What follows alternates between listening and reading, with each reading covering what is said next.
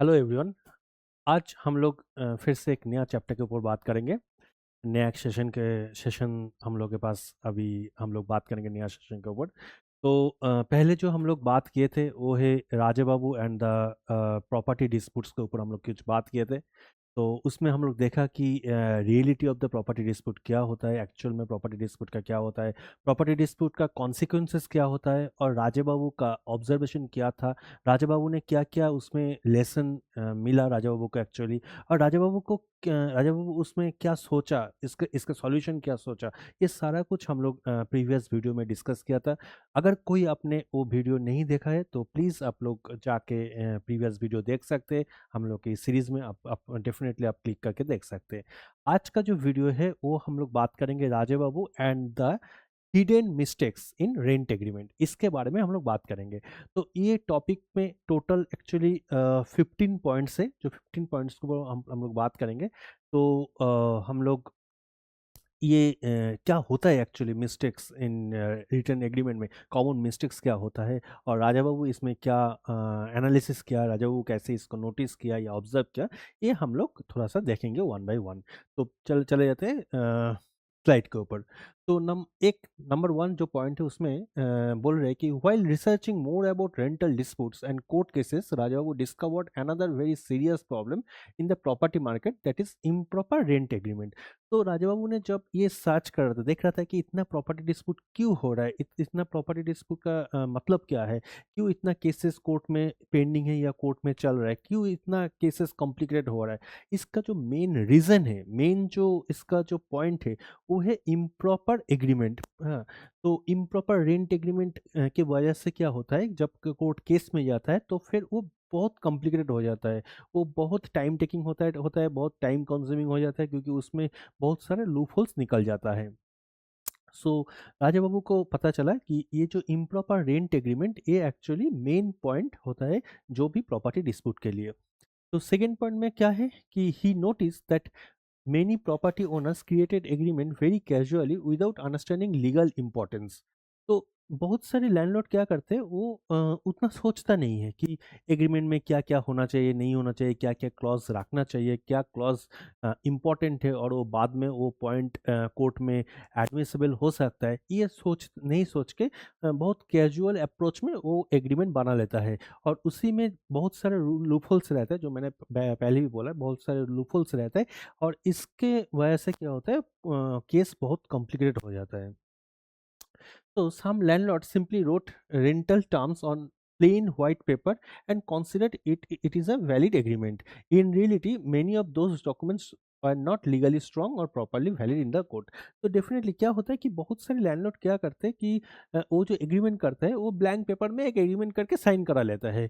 तो क्या होता है, बाद में जब वो कोर्ट केस में जाता है, कोर्ट में जाता है, वो केस फाइल होता है, तब वो कभी कभी कंसिडर भी नहीं होता है, क्योंकि वो ब्लैंक पेज में हुआ है। बेसिकली जो एग्रीमेंट होना चाहिए वो नॉन जुडिशियल स्टैम्प पेपर में होना चाहिए, नंबर वन। नंबर टू, जो स्टैम्प पेपर होगा उसका भी स्टेट वाइज एक डिसाइडेड एक कोर्ट फी होता है स्टैम्प पेपर का, कि इतना अमाउंट का होना चाहिए आपका स्टैम्प पेपर का, जो नॉन जुडिशियल स्टैम्प पेपर का फी इतना अमाउंट का होना चाहिए। वो 20 रुपया का होना हो सकता है, 50 रुपीज़ का हो सकता है, वो 500 रुपीज़ का हो सकता है। ये स्टेट वाइज डिफर कर जाता है, वो हम लोग बाद में डिस्कस करेंगे। तो क्या होता है कि मेन प्रॉब्लम होता है नॉन जुडिशियल स्टैम्प पेपर में, ये लोग एग्रीमेंट नहीं बनाते, ये लोग एग्रीमेंट बना रहा था ब्लैंक पेपर में, जस्ट बना के साइन कर लेते थे। ये एक प्रॉब्लम था। तो number three, Raja Babu was surprised to learn that many property owners never fully read their own agreement. Some people sign document without checking। तो राजा बाबू ये भी नोटिस किया कि जो एग्रीमेंट बनाया, सपोज कोई बना के दे दिया, वो लैंडलॉर्ड खुद नहीं बनाया, किसी और ने बना दिया, और वो उसको चेक भी नहीं किया कि इसमें क्या क्या है, पॉइंट्स क्या क्या है, क्या क्या पॉइंट्स उसमें होना चाहिए, वो भी वो नहीं देखते हैं, जस्ट साइन कर देते without checking the document, agreement वो साइन कर देते हैं। तो इसमें क्या होता है, इसमें प्रॉब्लम क्या क्या है, एक तो चेकिंग क्या क्या चेकिंग नहीं होता है, एक तो स्टैम्प पेपर वैल्यू, जो मैंने बोला कि हर एक स्टेट में एक स्टैम्प पेपर वैल्यू होता है जो मेंशन होना चाहिए, मतलब जो उसी स्टैम्प पेपर के उतना वैल्यू का स्टैम्प पेपर खरीदना है, अगर राइट एग्रीमेंट, एक रेंट एग्रीमेंट बनाना है, या तो लीव एंड लाइसेंस जो एग्रीमेंट होता है उसको अगर बनाना है, तो राइट वैल्यू का जो नॉन जुडिशियल स्टैम्प पेपर का वैल्यू है वो स्टेट का जो वैल्यू है एक्चुअली रेंट एग्रीमेंट के लिए वो प्रॉपर वैल्यू में होना चाहिए। सेकेंड, लीगल क्लॉजेस रहना चाहिए। जो जो क्लॉज मैंने बोला कि बहुत इंपॉर्टेंट होता है, कुछ क्लॉजेस होता है वो लीगल क्लॉजेस होना चाहिए। जैसे जैसे कोई एग्रीमेंट जब बनता है, बेसिकली डोमेस्टिक जो रेंट एग्रीमेंट होता है वो 11 मंथ्स का एग्रीमेंट होना चाहिए। तो 11 मंथ्स मेंशन होना चाहिए कि कौन सा मंथ से वो स्टार्ट हो रहा है और कब वो एग्रीमेंट टर्मिनेट हो रहा है। तो ये डेफिनेटली बहुत ही इंपॉर्टेंट है। ये टाइम टेन्योर जो टाइम ड्यूरेशन बोला वो बहुत इंपॉर्टेंट होता है एक लीगल क्लॉज। दूसरा लीगल क्लॉज होता है कि जब वो कोई डिस्प्यूट होता है, क्या कोई प्रॉब्लम करता है टेनेंट, तो लैंडलॉर्ड क्या क्या एक्शन ले सकता है उसके अगेंस्ट में या क्या क्या कर सकता है, वो भी एक लीगल क्लॉजेस उसमें आता है। वो भी मेंशन नहीं रहता है। कभी कभी ये भी मेंशन नहीं रहता है कि जो भी मेंटेनेंस चार्जेस हो, मेंटेनेंस है वो भड़बली बोल देते हैं, लेकिन उसमें एग्रीमेंट में वो मेंशन नहीं होता है। बाद में उसके लिए बहुत सारे माथापीछी करना पड़ता है, बोलना पड़ता है कि देखिए मेंटेनेंस तो देना पड़ेगा लेकिन एग्रीमेंट में नहीं है, और टेनेंट भी बोलता है देखिए एग्रीमेंट में तो मेंशन नहीं किया है तो मैं क्यों दूँ। तो ऐसे बहुत सारे लीगल क्लॉजेस होता है जो अगर आप मेंशन नहीं करते तो बाद में वो प्रॉब्लम क्रिएट हो सकता है। नेक्स्ट जो पॉइंट है एग्रीमेंट पीरियड, जो मैंने बोला ऑलरेडी, एग्रीमेंट पीरियड बहुत इंपॉर्टेंट है। 11 मंथ्स का जो एग्रीमेंट पीरियड है बहुत इंपॉर्टेंट है। नंबर 4, टेनेंट डिटेल्स, ये भी बहुत इंपॉर्टेंट है। एक जो जो टेनेंट का जो डिटेल्स है, मतलब हमेशा लैंडलॉर्ड जो होता है वो फर्स्ट पार्टी होता है और टेनेंट हमेशा सेकंड पार्टी होता है। अभी सेकंड पार्टी का जो इन्फॉर्मेशन लाइक उसका नेम, उसका प्रॉपर परमानेंट एड्रेस, उसका आधार या पैन डिटेल्स, उसका मोबाइल नंबर डिटेल्स, ये जितना भी डिटेल्स हो, उसका ऑक्यूपेशन, उसका एज क्या है, उसका फादर्स नेम, ये सारा कुछ मेंशन करना पड़ता है एक एग्रीमेंट में। तो ये डिटेल्स, टेनेंट डिटेल्स भी देना पड़ता है। Next, witness details. जब एग्रीमेंट कोई भी एग्रीमेंट बनता है तो 2 विटनेस का साइन मैंडेटरी होता है, और उसमें सिर्फ विटनेस साइन नहीं करेगा, विटनेस साइन भी करेगा, उसके साथ वो एड्रेस, जो विटनेस का जो एड्रेस है वो एड्रेस भी मेंशन रहेगा। तो ये भी बहुत इंपॉर्टेंट है कि विटनेस डिटेल्स उस एग्रीमेंट में हो। उसके बाद स्टेट वाइज लीगल रिक्वायरमेंट्स, जो स्टेट वाइज जो लीगल रिक्वायरमेंट्स है वो भी होना चाहिए। वो भी डिपेंड करे स्टेट के ऊपर डिपेंड करे, स्टेट टू स्टेट वो वेरी होता है। तो नेक्स्ट 4 पॉइंट्स में नंबर 4 पॉइंट है ये, many landlords also did not know how much stamp paper value should be used. जो मैंने बोला कि बहुत सारे लैंडलॉर्ड को पता ही नहीं होता है कि कितना वैल्यू का स्टैम्प पेपर वो खरीदे। वो क्या 20 रुपीज़ का स्टैम्प पेपर में एग्रीमेंट बनाए, वो क्या 50 रुपीज़ का स्टैम्प पेपर में बनाए, वो क्या 500 रुपीज़ का स्टैम्प पेपर में बनाए, वो बहुत इंपॉर्टेंट है। तो उनको पता ही नहीं होता कि कितना अमाउंट का, कितना वैल्यू का स्टैम्प पेपर उसको खरीदना चाहिए। Then which agreement type was legally valid, कैसे एग्रीमेंट वैलिड होता है उसको वो भी पता नहीं होता है। बहुत सारे लैंडलॉर्ड को पता नहीं होता है कि किस तरह का एग्रीमेंट एक्चुअली वैलिड होता है। Number 3, how registration rules work, कैसे रजिस्ट्रेशन होता है, मतलब जो एग्रीमेंट बना है उसको नोटरी क्या करना है या उसको प्रॉपर रजिस्ट्रेशन करना है, क्या करना है क्या नहीं करना है। हाँ, तो ये सब भी उनको पता नहीं होता है, लैंडलॉर्ड को पता नहीं होता है। नेक्स्ट, और how state wise stamp duty depends system operated, तो स्टैम्प ड्यूटी का जो सिस्टम्स होता है, स्टैम्प ड्यूटी जो होता है स्टेट वाइज वो भी कैसे होता है वो भी उनको पता नहीं होता है।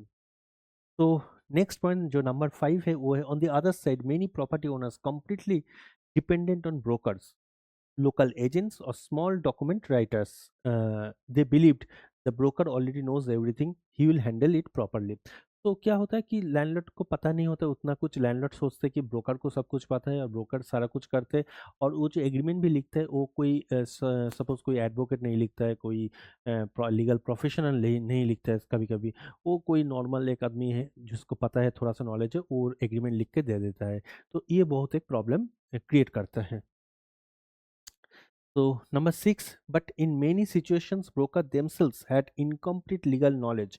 Their main goal was often to finish the deal quickly instead of uh, instead of carrying full legal safety.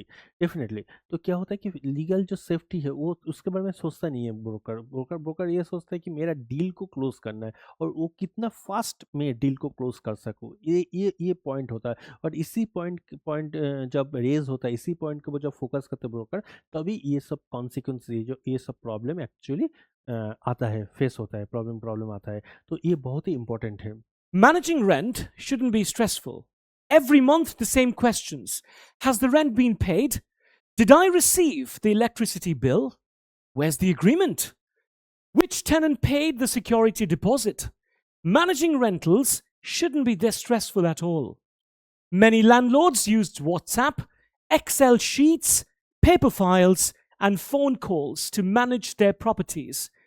As the number of tenants grows, confusion also grows. Missed payments, missed documents, no proper records.